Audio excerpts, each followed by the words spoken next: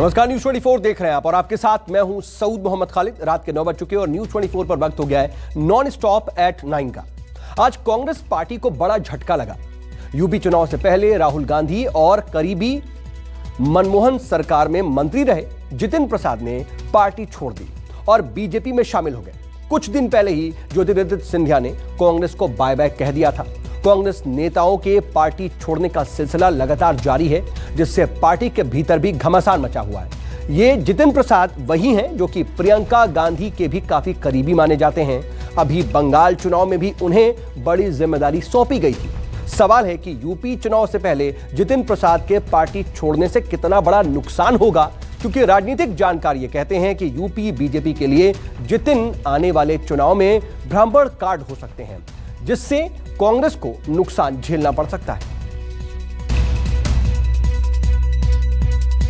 चेहरे पर मास्क, हाथों में गुलदस्ता और गले में बीजेपी का पटका। आज से कांग्रेस के युवा नेता और राहुल के करीबी जितिन प्रसाद की सियासी पहचान बदल गई। आज से उन्होंने राहुल गांधी का साथ और कांग्रेस का हाथ छोड़ दिया और बीजेपी का दामन थाम लिया।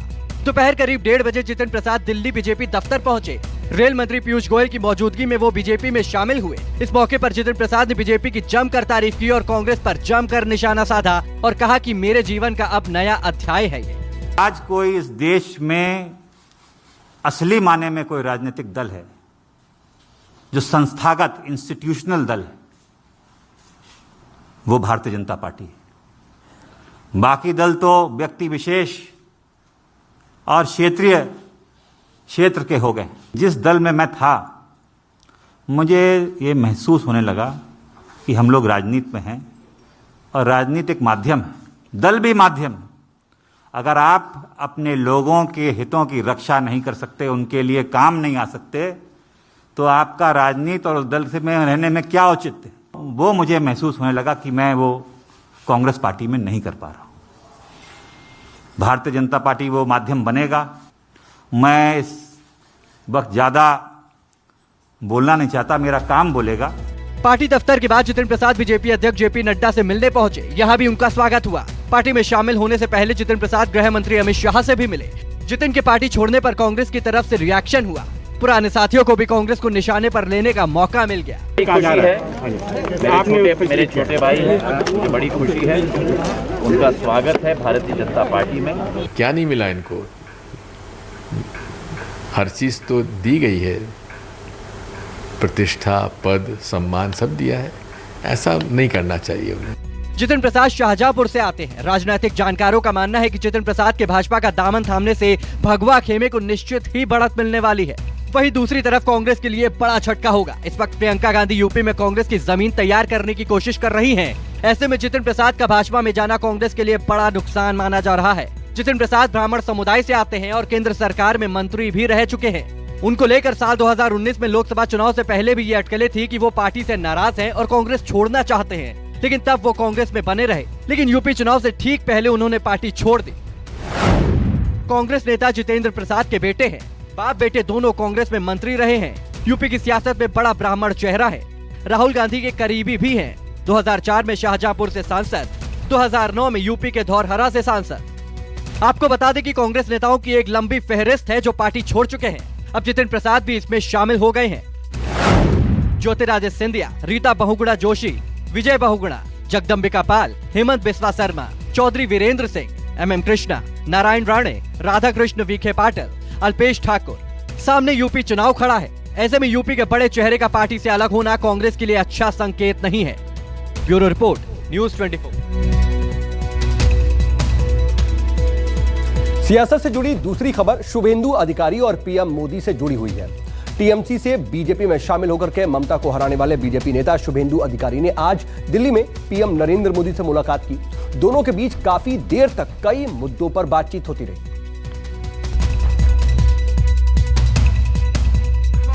बंगाल चुनाव में ममता के सबसे मुखर विरोधी बनकर उभरे और बीजेपी में शामिल होकर ममता को नंदीग्राम से चुनाव हराकर बंगाल बीजेपी में अपना कद बढ़ाने के बाद पहली बार शुभेंदु अधिकारी दिल्ली पहुंचे।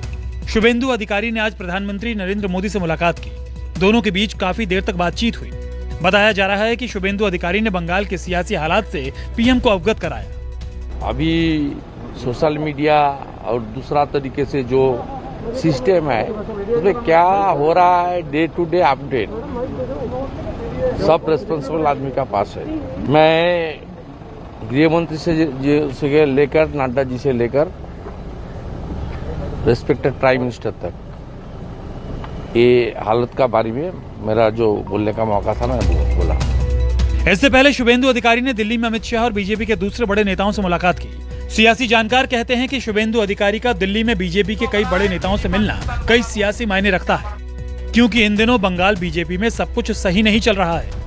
क्योंकि चुनाव से पहले टीएमसी के जो नेता बीजेपी में शामिल हुए थे उनमें ज्यादातर नेता पार्टी में वापसी करना चाहते हैं। सूत्रों के मुताबिक इसमें कुछ बीजेपी की टिकट से जीते नेता भी हैं, इसलिए बंगाल बीजेपी में इन दिनों हलचल तेज है। शुभेंदु की दिल्ली में मौजूदगी को इसी से जोड़कर देखा जा रहा है। शुभेंदु के सामने एक तरफ सियासी संकट है तो दूसरी तरफ निजी तौर पर उनके सामने एक नई मुश्किल आ खड़ी हुई है। पश्चिम बंगाल के कांथी में बीजेपी नेता शुभेंदु अधिकारी और उनके भाई सुमिंदु अधिकारी के खिलाफ केस दर्ज हुआ है। तृणमूल कांग्रेस के दोनों नेताओं पर नगर पालिका से राहत सामग्री चोरी करने का आरोप लगाया गया है। इसी सिलसिले में एफआईआर दर्ज की गई है, जिसे लेकर उनकी मुश्किलें बढ़ सकती हैं। आपको बता दें कि बीजेपी ने नंदीग्राम से विधायक और कभी ममता बनर्जी के करीबी रहे शुभेंदु अधिकारी को पश्चिम बंगाल विधानसभा में विपक्ष का नेता चुना है। केंद्र ने उनके पिता शिशिर अधिकारी और भाई देवेंदु अधिकारी को Y+ कैटेगरी की सुरक्षा दे रखी है। Bureau report, news 24। सोमवार को बिहार के बांका में जिस स्कूल में धमाका हुआ उसमें बड़ी साजिश का शक जताया जा रहा है। सूत्रों के मुताबिक मौके पर पहुंची बिहार पुलिस और फॉरेंसिक टीम के हाथ कुछ ऐसे सुराग लगे हैं जिससे साजिश का शक और गहरा गया है। खंडहर में साजिश के सुराग ढूंढती ये है बिहार पुलिस और फॉरेंसिक टीम। शक है कि सोमवार को बिहार के बांका के जिस मदरसे में धमाका हुआ उस जगह कहीं कोई बड़ी साजिश तो नहीं रची जा रही थी, क्योंकि मदरसा लॉकडाउन की वजह से बंद था, किसी तरह की कोई आवाजाही नहीं थी। फिर मदरसे की इस इमारत में किस तरह की एक्टिविटी चल रही थी कि इतना बड़ा धमाका हो गया और पूरी की पूरी इमारत खंडहर में बदल गई। पास की मस्जिद के इमाम की भी मौत हो गई। पूरे दिन पुलिस प्रशासन के साथ साथ फॉरेंसिक टीम एवं डॉग स्क्वाड ने पूरे मामले की सघन पड़ताल की। सूत्रों के मुताबिक इस पड़ताल में कुछ अहम सुराग पुलिस के हाथ लगने की बात कही जा रही है। एफएसएल की टीम ने वहां से सूत्र इकट्ठे किए हैं और उसके साथ साथ विस्फोट की किसी भी घटना से होने पर हमारी जो पुलिस मुख्यालय की जो विशेषज्ञ इकाई है इनके इस तरह की घटनाओं के जांच और अनुसंधान के लिए वह भी इसमें जो है लग चुकी है। अभी प्रारंभिक स्थिति है और जब एफएसएल की रिपोर्ट और विशेषज्ञ इकाई की रिपोर्ट आ जाएगी उसके बाद ही स्पष्ट रूप से कुछ कहना इसमें संभव हो सकता है। प्रातः लगभग 8 बजे ब्लास्ट की सूचना मिली, तुरंत हमारी टीम हम लोग पहुँचे हैं। छत गिरा हुआ है, बाहर से बंद था दरवाज़ा इसका। ब्लास्ट कैसे हुआ ये भी हम लोग नहीं कर सकते। एफएसएल की टीम हमारी आ रही है, एफएसएल की टीम के जांच के बाद ही हम लोग बता पाएंगे कि ब्लास्ट किस चीज़ का है। कहा जा रहा है कि पुलिस ने कुछ लोगों को पूछताछ के लिए डिटेन भी किया है। हालांकि पुलिस इस संबंध में फिलहाल कुछ भी बोलने से मना कर रही है। बांका के इस गांव की आबादी 2500 है। मदरसे में धमाके के बाद आज लगभग पूरा गाँव ताला लगाकर फरार है। बताया जा रहा है कि सोमवार को कुछ महिलाएं थी, लेकिन पुलिस की चहलकदमी बढ़ने पर वो सब भी गांव छोड़कर भाग गयी। 8 बजे के करीब आवाज हुआ, उसके बाद धुआं हो गया। बहुत जोर से आवाज हुआ। वही आवाज सुनाई पड़ा। बहुत जोर का? हाँ, बहुत जोर से आवाज सुनाई पड़ा। धुआं हुआ। बस हम देखे यहाँ आकर के तो देखे कि गिर गया था। हम लोग सोचे कि काहे गिर गया, तो बोले गैस से फटा होगा, यहाँ गैस धरा हुआ था, फटा होगा। तो हम लोग इसीलिए यहाँ पर से घूम के फिर चले गए। इस ब्लास्ट में जिस मौलाना की मौत हुई थी उनका पोस्टमार्टम हो चुका है। पोस्टमार्टम 3 सदस्यीय डॉक्टरों की टीम ने किया है। पोस्टमार्टम करने वाली टीम का मानना है कि मृतक मौलाना के शरीर में स्प्रेन और ब्लैक स्पॉट मौजूद थे, साथ ही शरीर के कई हड्डी भी टूटी हुई थी। मौलाना अब्दुल सत्तार मोबिन के बारे में बताया जाता है कि वो तबलीगी जमात से जुड़े हुए थे और पास के ही एक गाँव के रहने वाले थे। सोमवार की सुबह बिहार के बांका में एक मदरसा में हुए धमाके का मामला उलझता ही जा रहा है। इस मामले की जांच कर रही फॉरेंसिक टीम का मानना है कि घटनास्थल पर विस्फोटक थे। हालांकि इस पूरे मामले की जो केमिकल रिपोर्ट है वो आनी अभी बाकी है, लेकिन अब तक जो जांच हुई है उससे यह मामला कुछ उलझता जा रहा है। हालांकि जिस मौलाना की मौत हुई थी इस पूरे घटना में, उसके बारे में भी कई तरह की बातें सामने आ रही है। फिलहाल इस घटना को लेकर बांका के नगर थाने में एफआईआर दर्ज कर लिया गया है, जिनमें अज्ञात लोगों को नामजद किया गया है। आपको बता दें कि इस पूरे मामले में जहां एक व्यक्ति की मौत हुई थी वहीं 4 से ज़्यादा लोगों के जख्मी होने की बात आ रही थी। फिलहाल पूरे मामले की जांच करने के लिए आज रेंज के डीआईजी भी मौके पर पहुंचे और उन्होंने घटनास्थल का जायजा लिया है। बांका से कुंदन के साथ अमिताभ ओझा, पटना न्यूज़ 24।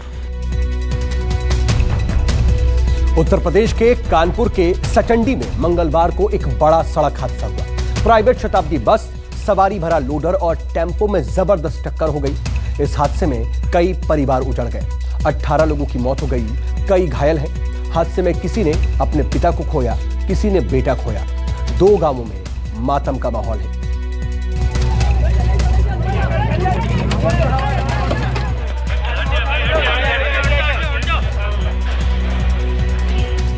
दिल दहला देने वाले इस हादसे में 18 लोगों की मौत हो गई और कई लोग घायल हो गए। आप सड़क देख रहे हैं, इस रास्ते से तेज रफ्तार एक बस जो बिल्कुल अनियंत्रित थी और जैसा कि लोग बता रहे हैं कि शायद जो ड्राइवर था वो शराब के नशे में था और बहुत तेज रफ्तार से गाड़ी चला रहा था। और ये ठीक सामने से सड़क आप देख रहे हैं, विपरीत दिशा से ये टेम्पो आ रहा था। ये टेम्पो जो था वो रॉन्ग साइड भी था और ओवरलोडेड भी था। इस टेम्पो का आप दृश्य देखिए कि किस तरीके से ये टेम्पो जो है पूरी तरीके से क्षत हो गया। इसमें बहुत से लोग इसी में फंस गए थे भीतर ही, जिनको बाद में गैस कटर से काट करके निकाला गया। लोग थे वो मजदूर थे, नाइट ड्यूटी करने जा रहे थे, साथ में देख रहे अपने टिफिन लेके जा रहे थे। ये आप देख सकते हैं कि ये टिफिन पड़ा हुआ है। ये देखिए आप पीछे चप्पलें फंसी हुई हैं लोगों की जो उसमें सवार थे। किसी ने भाई खोया तो किसी का सुहाग उजड़ा। ये है धनीराम, 5 भाई थे, 3 की इस हादसे में मौत हो गई। कानपुर सचेंडी हादसे में कई लोगों की मौत हुई, करीब 18 लोगों की मौत हुई, जिसमें 4 लोग इस गांव जहां हम खड़े हैं, ये ईश्वरीगंज गांव है, यहाँ पर भी 4 लोगों की मौत हो गई है। बहुत दुखद हादसा था। कई लोगों ने अपने परिजनों को खो दिया। बहुत से लोग ऐसे थे जिनके परिवार में कमाने वाला एक ही सदस्य था और उसकी भी इस हादसे में मौत हो गई। हालांकि प्रधानमंत्री नरेंद्र मोदी ने भी 2 लाख रुपए मुआवजे का ऐलान किया है और खुद उत्तर प्रदेश के मुख्यमंत्री योगी आदित्यनाथ ने भी 2 लाख रुपए मुआवजे का ऐलान किया है। लेकिन मुआवजे का मरहम अपनी जगह है, लेकिन परिवार चलाने का जो संकट है वो अपनी जगह है। और जो कुछ खर्चा चलाने वाला दर्द यही हमारा चाचा अकेले था। ये आशीष सिंह है। इनके परिवार के 2 सदस्यों की जान इस हादसे में चली गई। इस भीषण सड़क हादसे में बहुत सारे लोगों ने अपने परिजनों को खोया। हमारे साथ आशीष सिंह मौजूद हैं। इनके परिवार में 2 लोगों की एक साथ बहुत दुखद मृत्यु हो गई और इसी गांव के लालेपुर गांव के रहने वाले हैं। आशीष जी, आपके घर में किसकी मृत्यु होगी सड़क हादसे में? मेरे बाबा और मेरे भाई की। क्या नाम था आपके बाबा का? बाबा का नाम छोटे मुन्ना था, ज्ञानेंद्र सिंह परियार, और भाई का नाम गोलू सिंह परियार। अच्छा, भाई की क्या उम्र थी आपकी? 21 साल। और बाबा की? 45 से 46 साल। तो दोनों लोग कमाने जाते थे क्या? जी जी। अच्छा, फैक्ट्री में नौकरी करने गए? जी, अंबाजी फैक्ट्री में नौकरी करते थे। दोनों लोग? भाई भी और वो भी? जी। उसी से पता चलता था घर का? जी। अच्छा, कितने भाई हैं आप लोग? 2 भाई हैं। 2 भाई, एक भाई की आपका छोटा भाई है क्या? जी जी। तो कैसे आपको मालूम पड़ा ये हादसा हुआ? ये मेरे पास गांव के लड़के दूसरी भी कंपनी में काम करते हैं, तो शाम को उनकी छुट्टी हुई थी, तो उन लोगों ने देखा तब फोन किया मेरे पास। ईश्वरीगंज गांव और लालहेरा गांव में मातम है। इस हादसे में सिर्फ लालहेरा गांव में 14 लोगों की मौत हुई है।